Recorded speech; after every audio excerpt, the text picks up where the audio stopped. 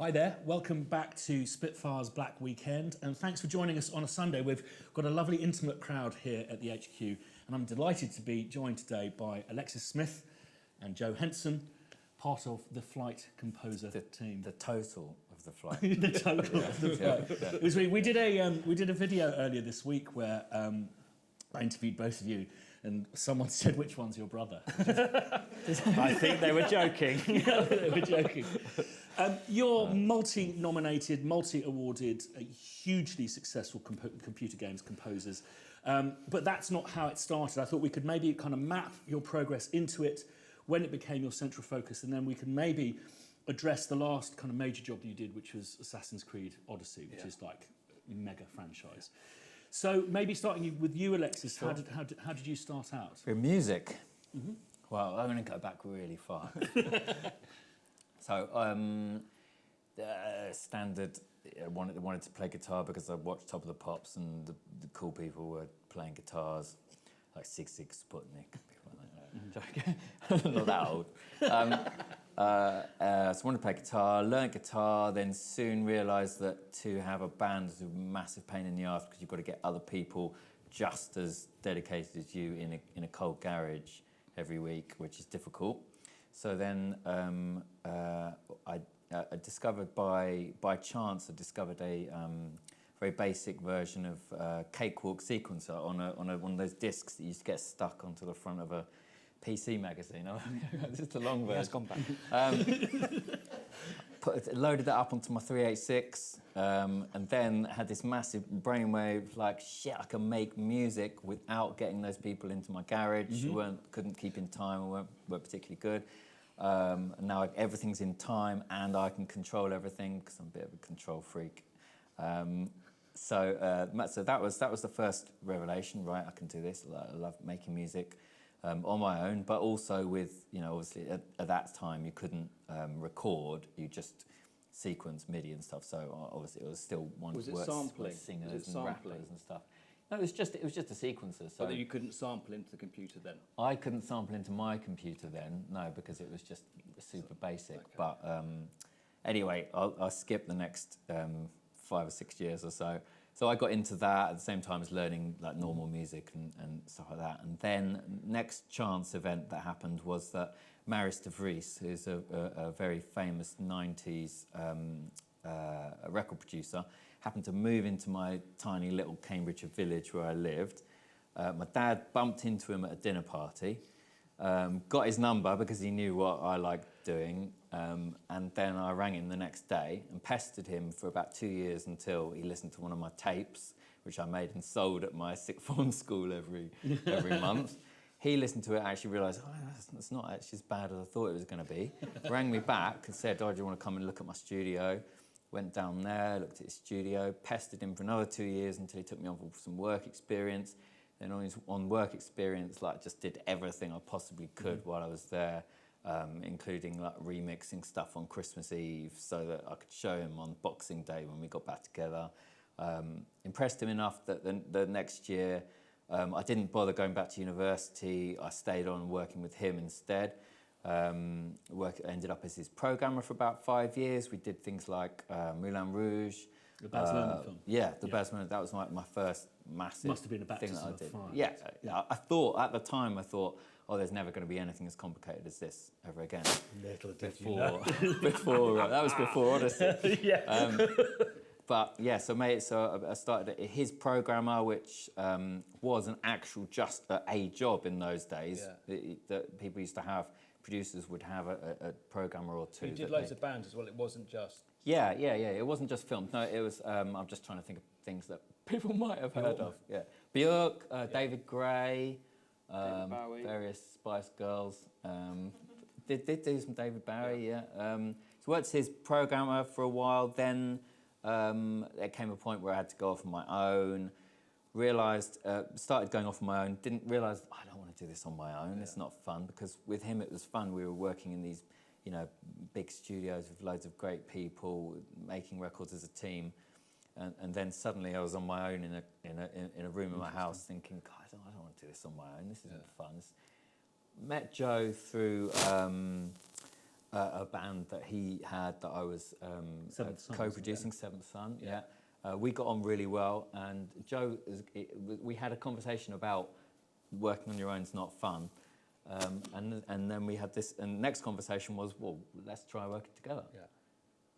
My turn. Your turn now. I yeah. often have to pretend not to know the answers to the question, but it's just so obvious that I am going to know all of the answers that Joe. So, Christian, I was in a band. So Joe, how did you start out?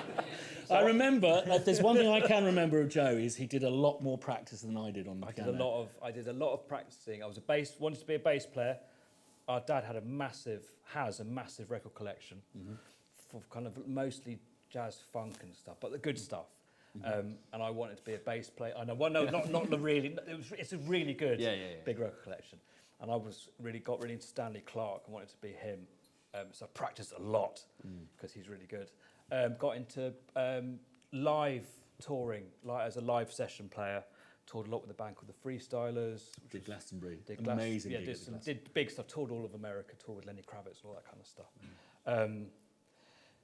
The same time you were getting into film, and used to get me to come in and like play bass on like Spy Game at 3 o'clock in the morning, getting off the tour bus, having a bath in an inch of water, going and doing a bass session, swearing at him, getting back on the bus and going off. It was a tough one.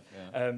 And then kind of realised that I started doing some programming with you on some of your films early on, got really into it, started picking up some telly work, had a band at the same time, and met Alexis through our label. You were co-producing the record.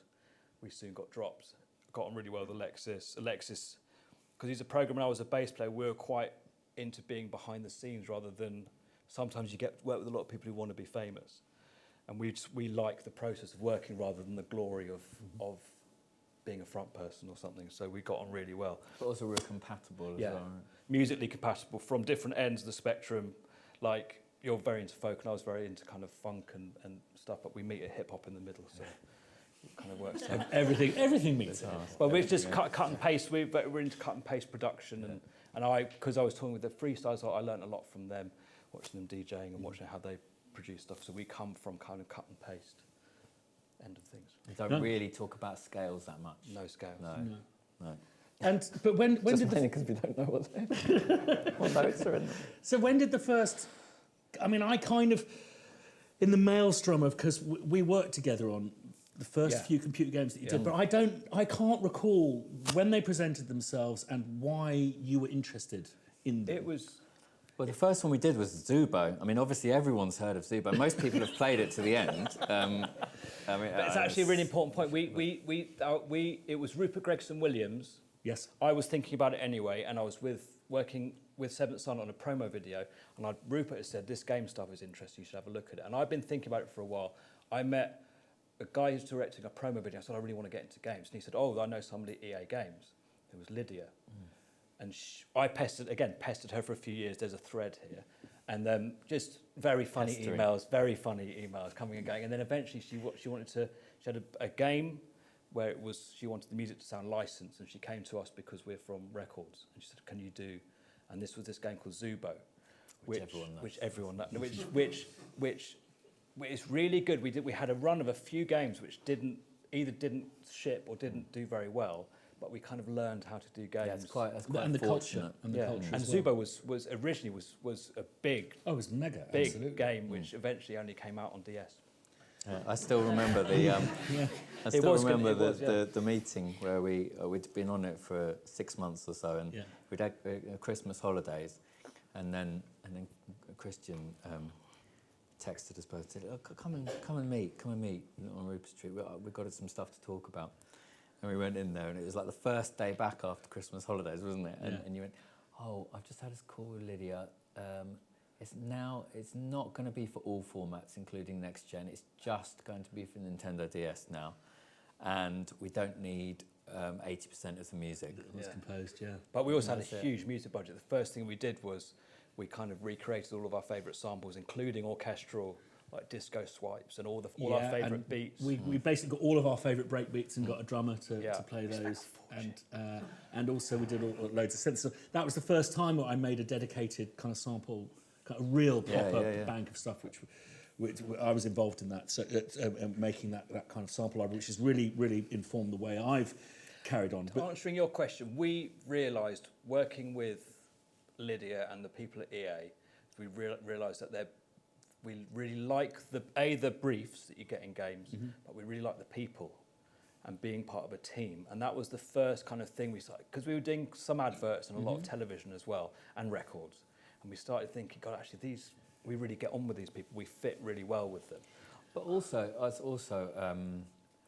just to be coldly commercial as well, you could see throughout our career, I mean, when we started, obviously records were a much more important thing than they are now, and games were very much a much more niche thing, weren't they? And you could see the popular culture, that those two things shifting. I'm not saying the records are less important, but their place in society has massively changed. Yes. And games have become much more important, and much more as they've developed as well. as forms of art and forms of entertainment. They've become much more important, and so you could also kind of see the writing on the wall. And that's if you're a composer or in the music industry and you want a long career, you have to kind of read these things as well, because you can't just say, well, I'm not doing that. I'm just going to carry on doing what I always wanted to do. You can't. You'd be a we were writing a lot, a lot with artists at the same time, weren't we? So we had two agents. We joined forces, had two agents, one for doing music for screen and one for doing records, and we're doing a lot of writing. Worked with Lana Del Rey. Did Lana Del Rey a lot of Lana's for a couple of years. It was kind of good timing as well. When she started, people started knowing about her. We were just kind of getting into the games thing, and it was very kind of useful.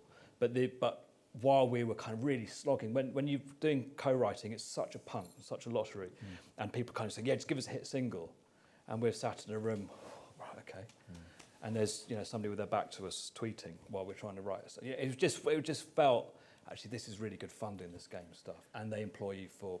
There's also a combination. Us getting older, families. This is all kind of work that's more compatible with. We've done in our 20s. We've done the work until 3 a.m. thing. The going off on, working with artists whenever they want to get up and stuff like that. I mean, actually, you want to take more control. You tend to want to take more control over your career as you get older. And you want your time to work for you. I don't think there was a point, though. You were saying what was the point? I don't think there was a point where we went, let's just do this. It was for me, which is when we saw the budget for Zubo. It was massive. No, it was massive. It was actually okay. Right, this is serious. They're taking it seriously. Yeah, taking it seriously. And for me, I get a buzz off working on big, long projects. Yeah. As you get after 10, 15 years of little 2-day here, 3-day here. Yeah. You get really sick of that as a freelancer. And actually, it's much nicer just to know, right, we know what we're doing for the next 2 years. We can just get our teeth into that. We literally have a list. And get creative, We have a list pretty much of every piece of music we have to write over the next 2 years, don't we? Yeah, we don't know what any of them but we've got a list of which is bizarre. So the next thing, something I really want to touch on is something that I've really observed and admired with you, Joe, back in the day with Paul Freudian. I heard that. Right, I thrown myself into there. It's been a long weekend. It has been a long weekend. Something I observed with you with the freestylers was you got all of the band endorsements and stuff. Yes. And you're really good at pestering people without making them feel pestered. But I do think it is part of the secret of your success, certainly in moving on to Alien Isolation and Assassin's Creed. And this is what Alexis, when he heard Marius, it sounds flippant, so I pestered them. What Alexis did, I noticed when we worked on that record together, and then every 3 months or so, you would just ring me, go, "Hi mate, how's it going? Yeah, just seeing." And I know you have me in a diary saying ring Joe, it seems it's a natural. They were kind of just natural home mate kind of phone calls, and I think I did the same. Yeah. Just if you meet somebody you like, just keep in touch with them. It isn't pestering. We say it is, but if there's somebody you either really admire or you really like them as a person, even more importantly, it's just to stay in touch with people. Yeah. But staying on the level as well, not being... It's not corporate. not being corporate, but also not being kind of beggy. You know, you'd find like gifts and stuff. You know, it's just funny. This reminded. It's a fine line between stalking and being a nice person. But it was. I managed to tread it just about. But I did. Yes, I used to ring up when I was in a band. I'd ring up Adidas and say, I'm in this band. Can I come and see you? And I'd leave with boxes and boxes of stuff. And it's just, Dad used to do it. Dad used to get motorbikes. He did. But it's just. I really like it's being genuine and getting in touch with people and not being nervous about it. You ended up working with Marius, and then Marius is really good actually. Yeah. Whenever he's in the UK, he will get a call. I'm in town. Do you want to come out? And we'll come out, and there'll be the producer from La La Land, and who just gets groups of people together. It's how this world works, isn't it? It is. There's no. You know. And it's stuff, I'm sure we'll talk about it later, it's whenever somebody says, how do I get, and there's stuff on YouTube say, how do we get into the industry? I'm sure you'll ask me later, it's just get in touch with people. Yeah. But actually, like, moving on, your thread that you were getting there, it is really interesting because Zubo, obviously, that was our first big game that we did, and we learned a lot about the games industry and how you write for games and everything like that there. But we obviously didn't make a big splash, but directly through that, the two people that we worked with on that game, one ended up being the audio lead on Alien Isolation, and the other was the audio director on Assassin's Creed Odyssey. So that's the it's just all. I think you talk to anyone, kind of, who anyone up here you're talking to, and there'll always be that kind of a thread through something. I read an interview in '95 probably in Bass Player magazine when I wanted to be a session bass player, and it was a first call. They used to call them first called session player in America, in LA I think he was, and he said same question. He just said, I only seem to work with my friends. I don't know what it is, but I'm just working with friends. And it's the same. Lydia is a really good mate of ours now, and it's when you get a big project like that, and if you're working with friends, it helps, but also. Yes, I don't know what I'm saying, but we make friends with people, basically. But we didn't meet her socially, do we? We're friends with her because we like working together. Yeah, and, we meet socially now. Yeah.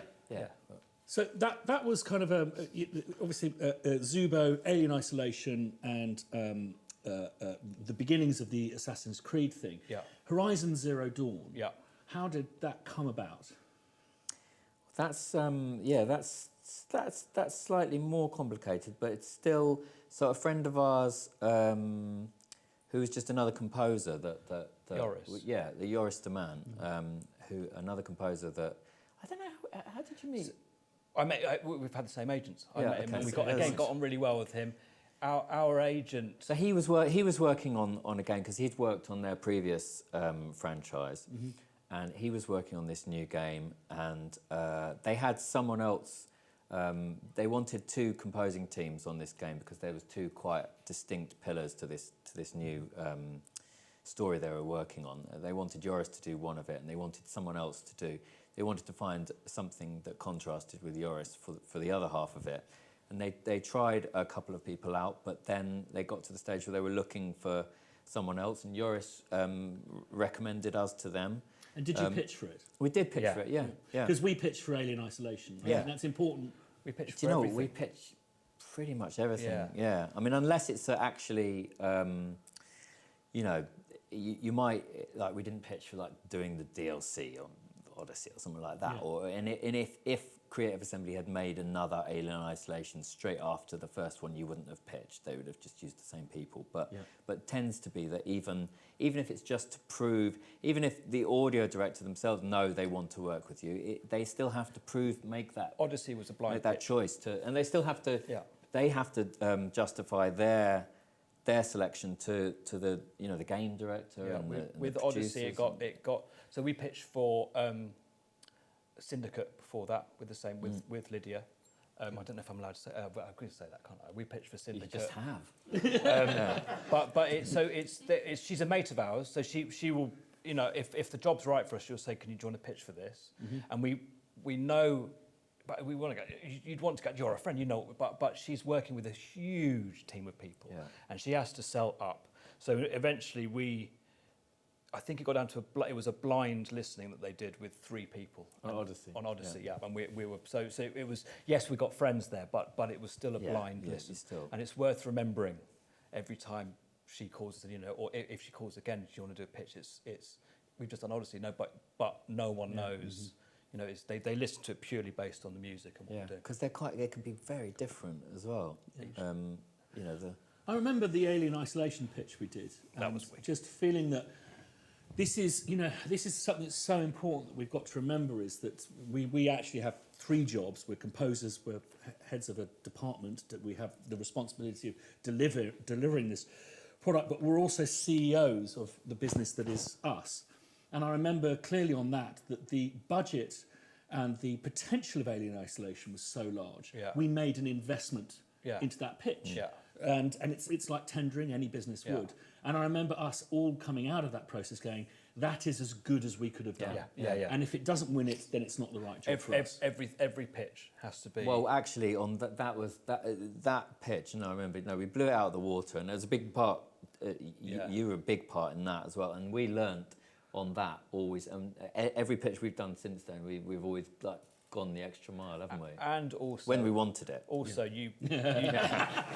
but also that was a real learning thing of being confident. It's Alien, but we didn't just do a sound like Alien. We did something complete, and we kind of did the opposite to what anyone was expecting. I think that we did. It was a really pared back, slow, Steve Reich's sings. thing. And then on Odyssey as well, we did quite a pared back. Well, you've also something you always say is you've got to do something that you would then be happy to.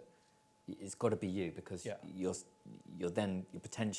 trying to get to work on this thing for 2 years. Mm-hmm. So if you do something that it wasn't you, and it was really difficult to get out, and you didn't really feel comfortable doing it, then it's not really a good. That's actually probably not the right thing to do, just to get the job. You've actually got to say, well, look, this is how we would do it. Yeah, because it's going to be 2 years. And if you don't like that, that's fine. But, it's better not to be on it if you don't share. Yeah. Some of the. And we've had to explain that to our agents sometimes. Is we'll do a pitch for that, but we're going to do it how we do it. So you may be surprised by what you get. And quite a lot of the time, something come along and we say, do you know what, we're not the right people for that, and so we won't pitch on it. So getting the job, I'd love to just start on Horizon Zero Dawn and just talk about the differences with Assassin's Creed. But so Horizon Zero Dawn, I'm right in saying, was a new world IP, new IP. So what was that? You got the gig. What was that first creative meeting like, and what did you discuss? Wow, it was in Amsterdam. Yeah, which is nice. So we went over to Amsterdam, and we tend to what we like. We specify this now, but that was probably the first. They were the first developers that we went and did this with. Was we go over and we try and meet, the people who wrote the story, the people who are in charge of the art, the people who are running the game, are in charge of making all the decisions, and then we want to go there for a few days, and we want to get. We want to sit in a room with these people and have them tell us their vision, all from all the different, what's the word for, all the different... Departments, yeah, but I'm trying to think of there's a better word. There's an artier word, I don't know. Yeah, there's an artier word. Disciplines. All the different disciplines, telling us their vision for what they want to achieve. Because obviously at that stage, music hasn't had any kind of a say yet. Mm-hmm. But also really important is so people have seen your face and have met you. Yeah. So the first thing on any job you do is, can I come in and see you, and meet? But if as soon as you've met people, they'll bring the barriers down. Yeah. And there may be it's just somebody there may be somebody who didn't really particularly like your stuff and then you meet them, and I don't say it's really important to face with everybody all the way up to the top. So that's like conceptually. You imagine you try and do that on like day one or something, and then day two. Then personally, being the kind of project manager of the Flight Enterprises Limited, I want to find out how much music they want for this game and how long they've got, and then work out how we're going to do that. Because that is always the biggest thing. You don't just say, you don't just go, yeah, and then leave and go, what actually? You have to get especially you want a list. Tell us exactly how many minutes. With games, again, coldly commercial. You get paid by the minute, and they have to work out an amount of minutes of music that that they feel they need in order to do the game properly. But not cold economics.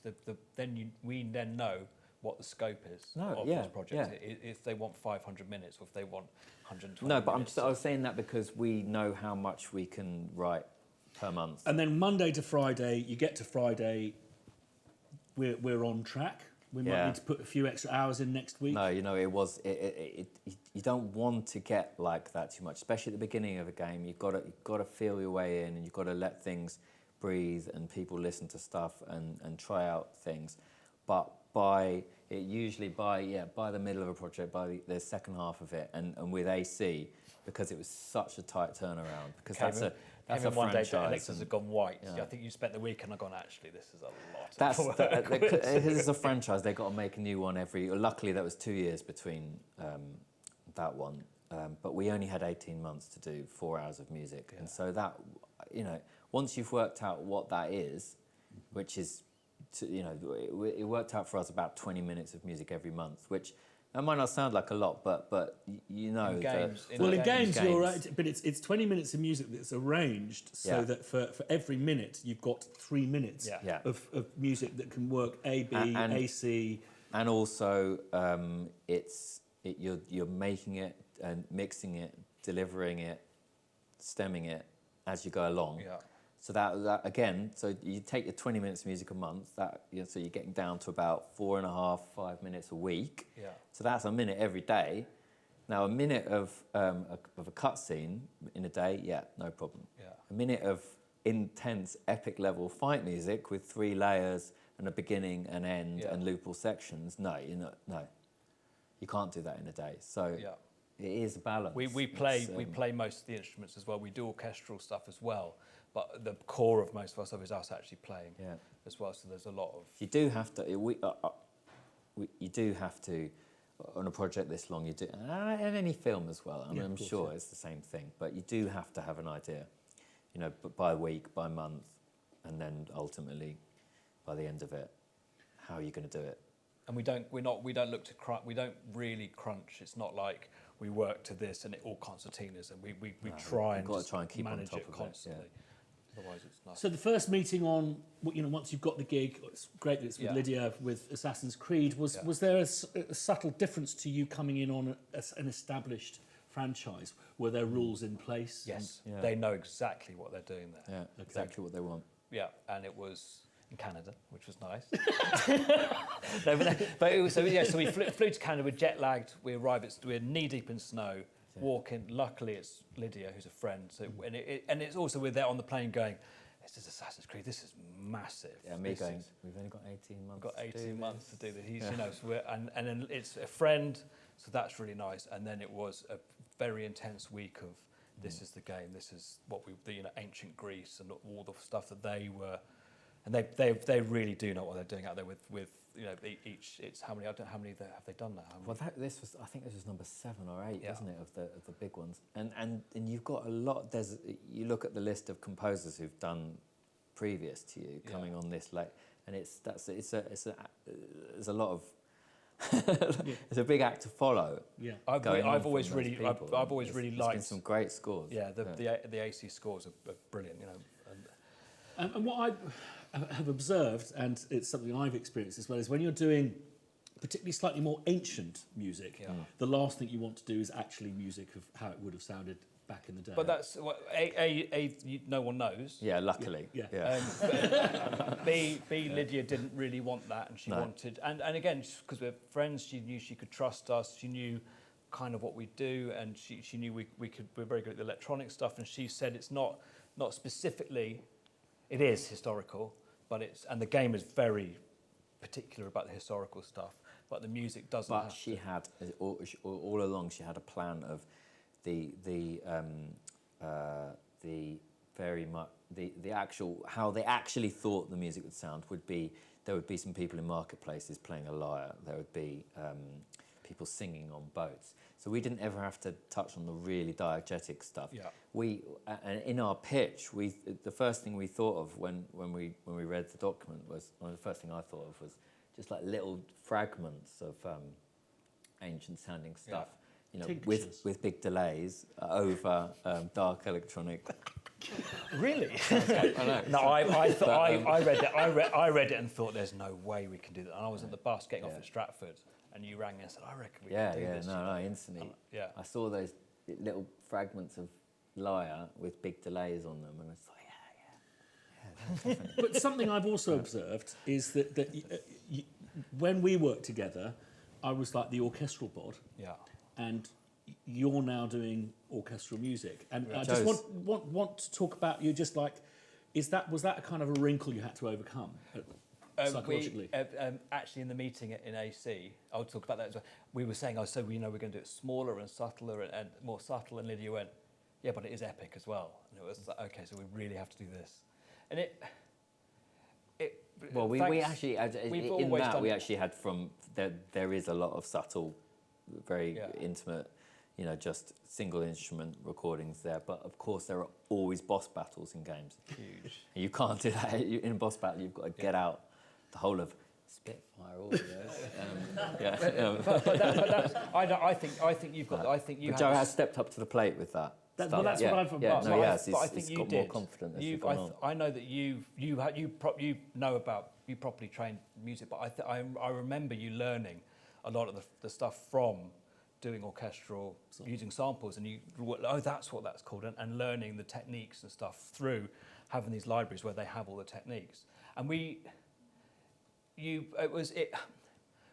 do orchestral stuff, and it's not our main thing, which means our mixes are slightly interesting because we mix the orchestra we mix it down compared to the beats and stuff. But it can be scary, but if you just think of them, they're just sounds in a palette. And I've never studied how you arrange for orchestra or anything. But I've learned by ear. I've got ears. Yeah, I've learned everything by ear. When I was a touring bass player, I could play a song before it had finished the first time I heard it, kind of thing.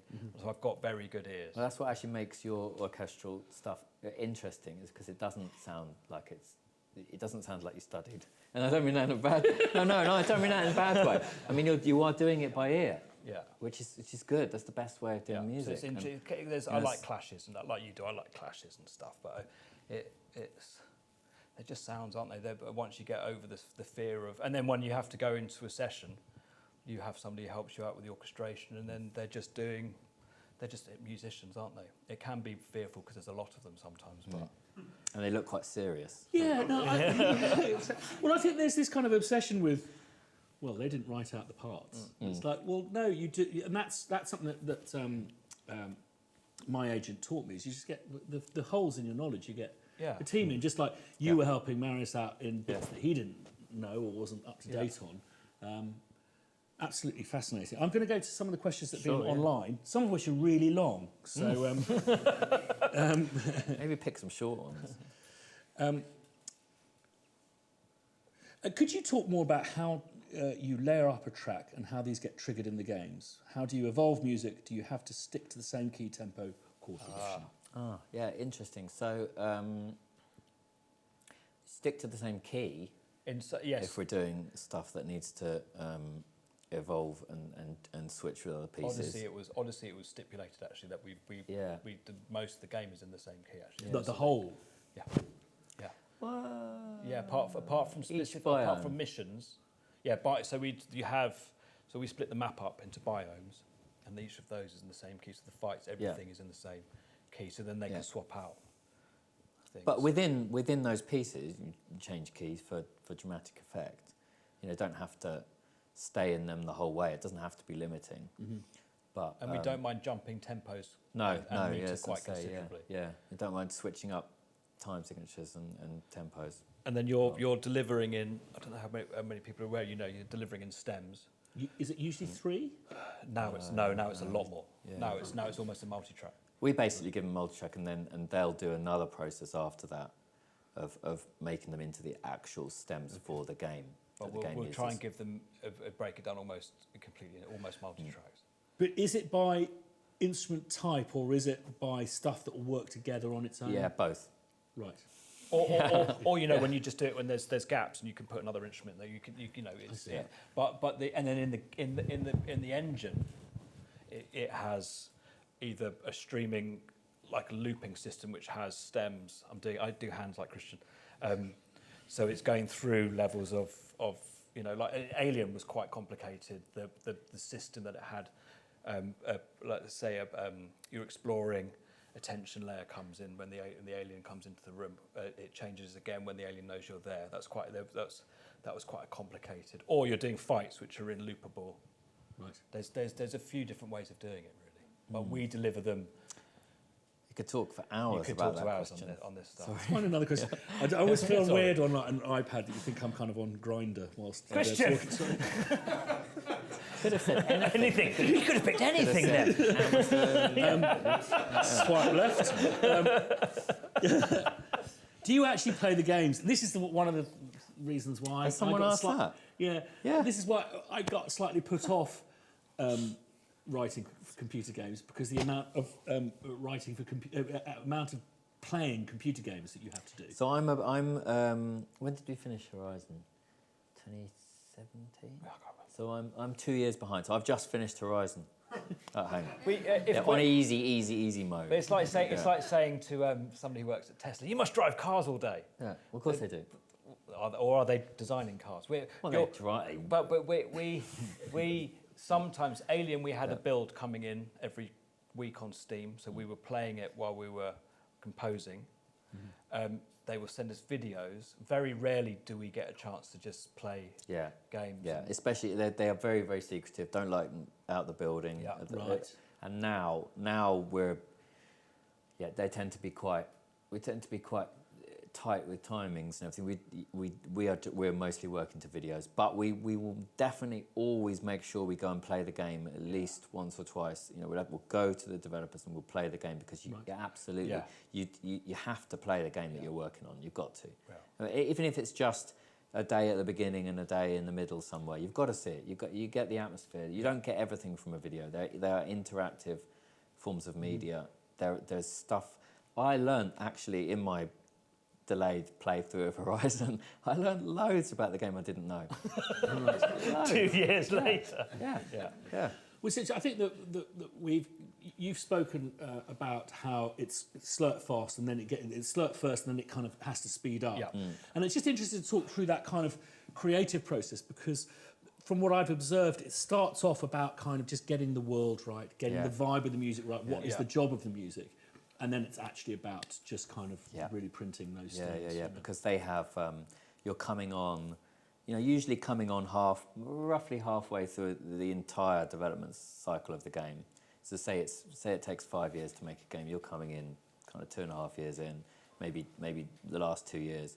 And so once you've kind of got going and everything, then you're catching up with their milestones. They are finishing things as you're going along these last 2 years, and you've got to get the music in for those. But it's quite important not to get scared when you first start, because there's going to be a bit of toing and froing and getting your legs and working out what they're actually after. Because sometimes what you pitch and what you brief, sometimes their creative vision, the reality of that can be quite different. Once we didn't mean that. We actually, the other people have listened to it, and now we're playing it. We've realised we actually need more of this.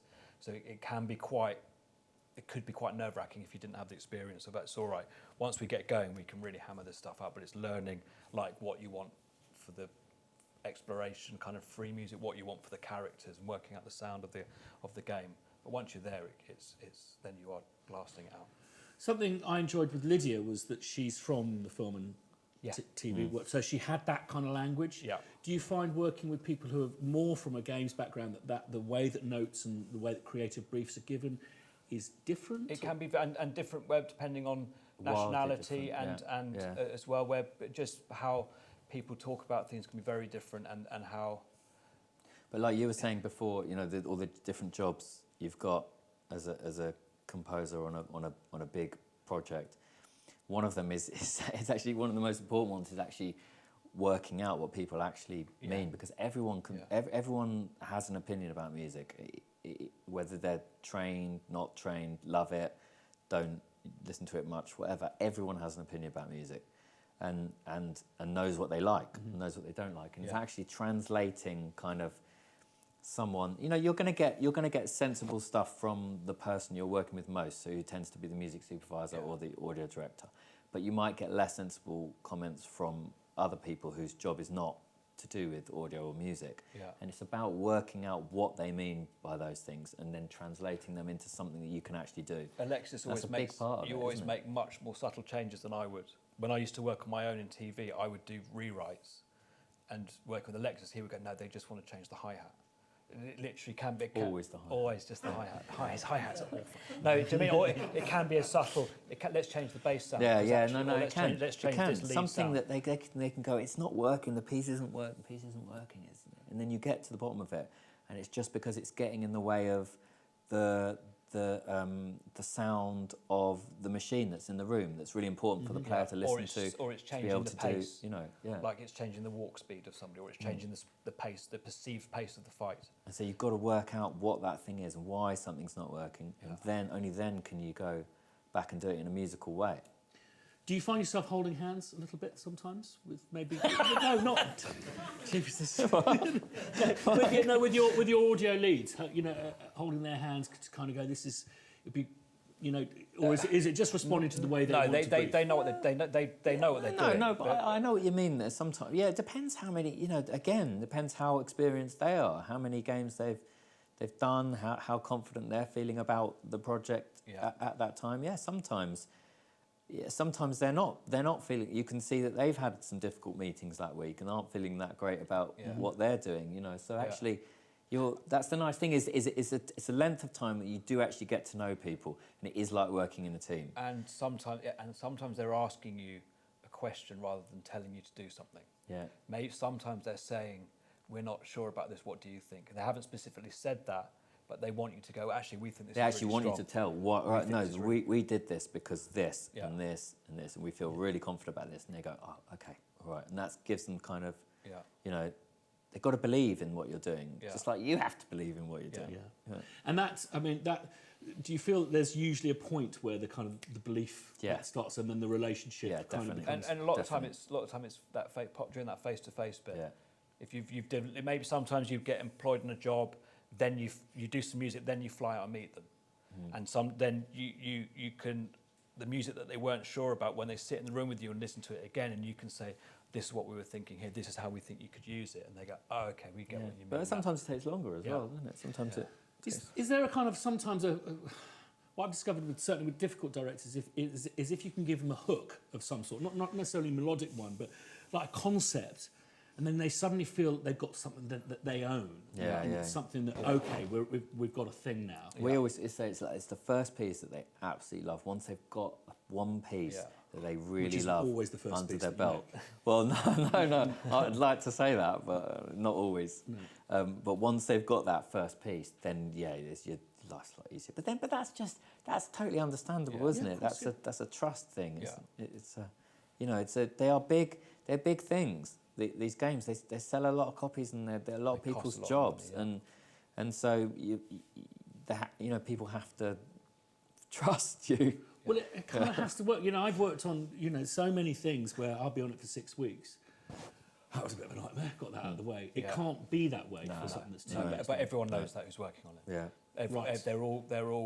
They know this is they know this is we've got a certain amount of time this has to be out, but they also know this amount of time is 2 years, or they've been on it for 5 years. So the structure of the company, the structure of the teams, the way the teams work is for that.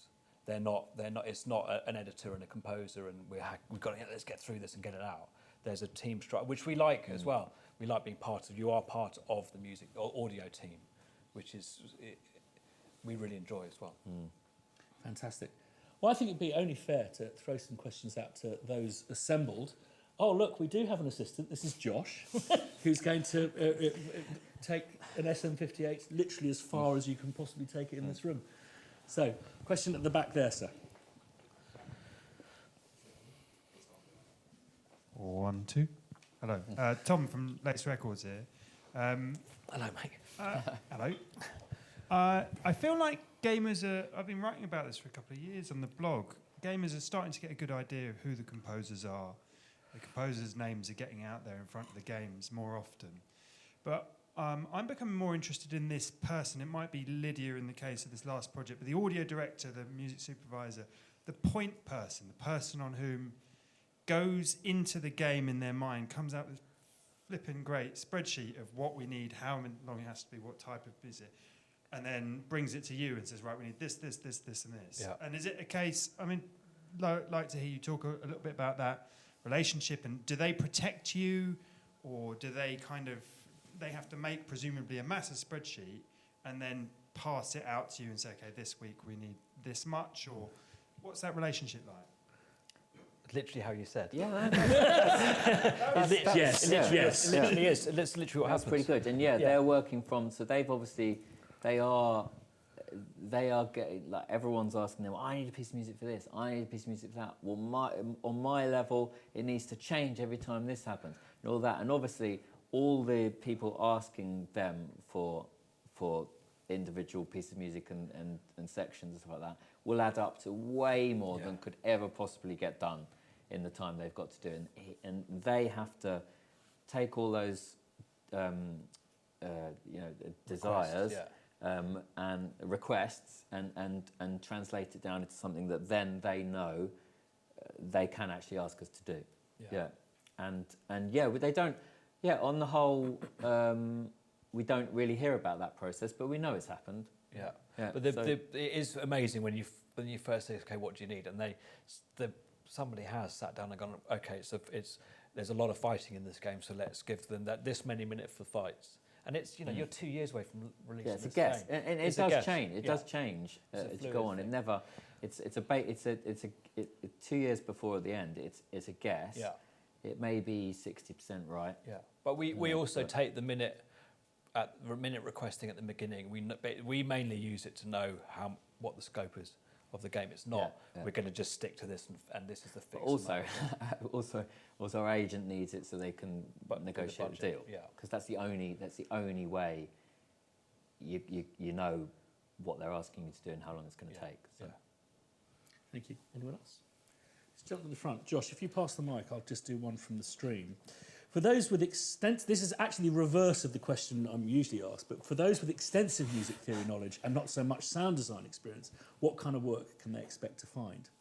How important is the kind of production and technical side of what you do? It is important, but it's very important. I think it's become a lot more important. Yeah. But I read that, but everyone's different. So like Ben Valfish is a really serious orchestrator and was doing your orchestration a long time ago, but he's coming from another angle. His production is really strong, but he's mainly an orchestral. So it depends on who you are. Our strength is we play a lot of stuff, and production is solid. But I think there is a point there. So I think you do. We touched on that a little bit before when I was talking about programmers in the olden days. But I think everyone expects the level of demos and pitches and everything like that. The production level, it's got to be high now. Yeah. And you won't get people listening to your stuff if it's not. No. And they can't imagine. No. You can't say, this is a piano demo, but it's going to be loads of beats and I mean, you can get away with that if you're Ben Valfish or you're at a level of I'm not saying he does, but I'm just saying if you're at a level where people know your stuff already and you play them a demo, maybe someone but if this person is just starting off, I'd say that's something you've got to work on. Yeah. And yet again, possibly an argument for finding a partner who interlaces well. Well, it's not. It doesn't have to be a partner. It's just for us, music. The best music is made in teams. Whether that's 2 people or 5 people, whatever. It's just finding people that are good at the things you're not so good at, and you like working with. And it's not even just simply I can do this programming better and I can play this instrument better. It's actually sometimes, you know, there's ideas you come up with that you would not have come up with on your own, that you do when you're working with other people, and that are much more interesting. Yeah. And then if they're not, if just one person feels like they're doing everything, then it's not the right team. No, Yeah. absolutely. Sorry. I'm Sergio. I'm Hello, mate. currently a composer in the middle of my first indie title. Cool. And we're all novices in the industry, so when we talk about briefs, I kind of just ask them for a few words or a short sentence describing emotionally what they want from the scene or the fight or whatever. My question is, what do your briefs look like, and do they change relative to the scale of the game? Well, again, it is that is very wide-ranging. Okay, so at the moment we're working on 2 projects at the moment. One of them, the briefs. Careful. No, I'm not saying anything. No. One of them, the briefs are a 6-page PDF document for a 3-minute piece of music. Yeah. Which but then it can be. You can end up with nothing, because actually they want you to find out what the music should sound like on this, and that happens more often than not. And actually that's your job, isn't it? And they might talk a lot about where it is or the characters they want it to happen, and talk about the narrative, and talk about everything other than what they want the music to sound like, because they don't know. That's our job. Yeah. They don't know, and they want someone to do something and then go, oh, that's great. We try and get as much information from them as we can. It doesn't have to be brief, it doesn't have to be written, it can be just colour palette, you know, just printouts of colour palettes for where you are in the world, or pictures and videos. Lots of pictures and videos. So, I mean, it can be anything, and it's depending who you're working with, what stage they're at, I don't know, I mean, I guess our briefs tend to get more specific as you get through a project, because by the end of a project, they might say, oh yeah, we liked your piece you did on that, and it should be a combination of those two because we're here in the game, you know, so you actually get more and more specific towards the end. But at the beginning, it can be very ambiguous, yeah. The biggest mistake I've seen other composers make, and I'm probably guilty of it, is to create a them and us thing. Yeah. It has to be a collaboration. Yeah. You are creating something, because it's not a linear exercise like film where you're at the end of a particular process, like, right, I can take over now. You're part of the creation of this thing that's happening, and that's what's fundamentally different from film and TV. Do we have one more question? That's convenient. Really easy. Following on from this sort of idea of collaboration, I was really curious as to how you two work together and how you divvy up the work. And so, like, does one of you write half the music and the other one write the other half, or do you work together on the same cues and that sort of thing? No, we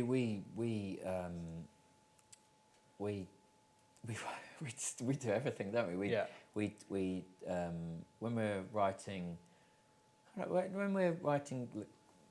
most of the time we tag team, don't we? Yeah. When we get into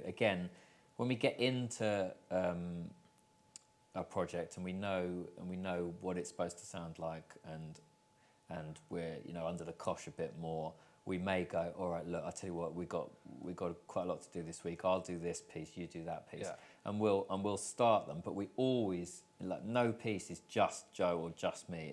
We always will do some work on a piece each, and then swap round, or then put it in the main studio and both of us work on it together. But most of the kind of the important stuff we just do together, don't we?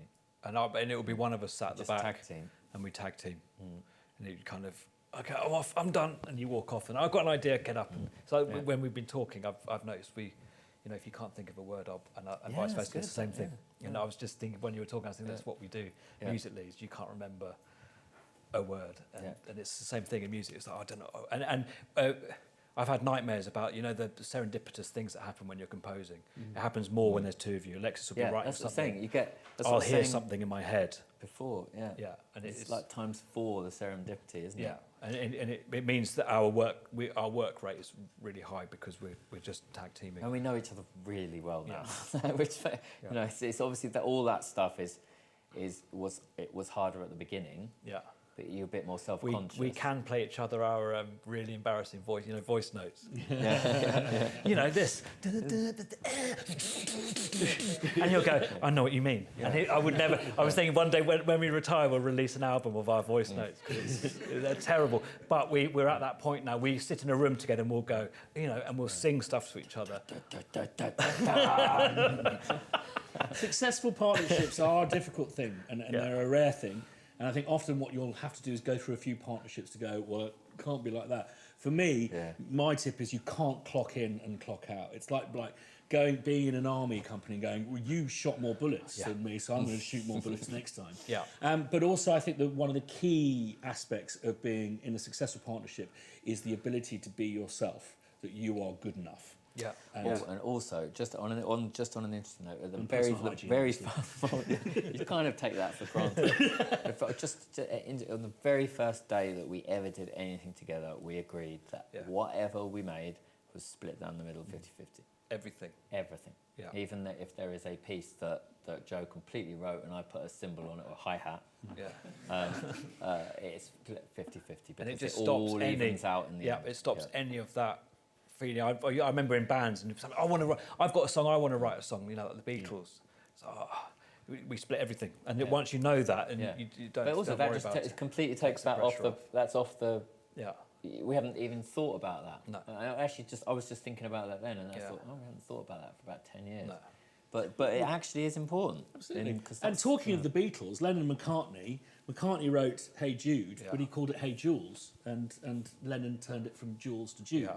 And you go, well, what value is that? Well, it's one letter, but it actually does. It's better. It's not charity. You're not Stops you being thinking about Jules Holland. you're not being charitable. I had a mate who was a producer who every session play he got to play on the album, he would then do a co-write with on the album as well, which was just so people, you know, it's generous, but it's just you make people feel part of something. You too, they split everything. Yeah, don't they? Coldplay, I think. And look how long they've stayed together. Yeah, it's very good advice. Chaps, thank you so much for coming here on a Sunday. And thanks everyone who's attended here, and thanks everyone online who's watched to the end. Do join us tomorrow. 3 Dave. Thank you both. I believe we're back here at 1700 hours tomorrow GMT we're bringing back Creative Cribs, and this is the one you've been waiting for. So see you tomorrow, and thanks for coming today.